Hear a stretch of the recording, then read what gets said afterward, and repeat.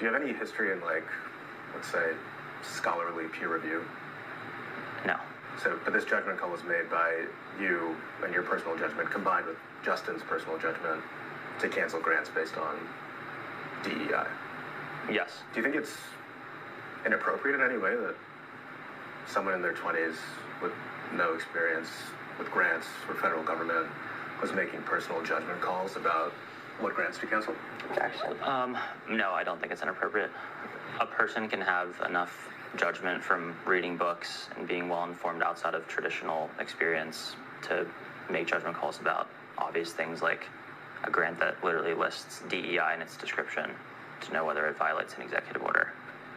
I'm sorry, I'm saying books because you said books. What books would you have read that would have informed your opinion on what grants to cancel based on DEI or not? There were no books. You don't regret that people might have lost important income to support their lives?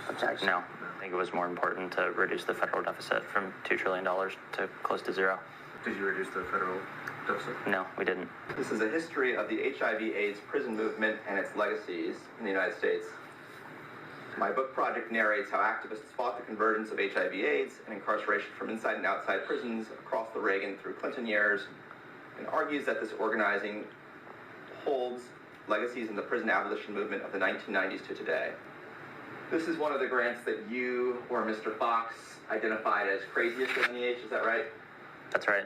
Why did you identify this as one of the craziest grants? Because it references feminist and queer insights into prison abolition and LGBTQ studies. Any other reasons? No.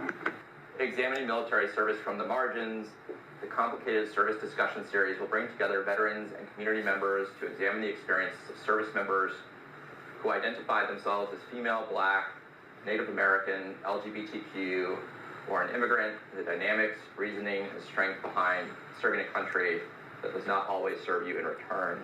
Did I read that correctly? Yes. You and Mr. Fox identified this as one of the craziest grants at NEH? Yes, it appears so. Why did you do that? Because it explicitly says LGBTQ.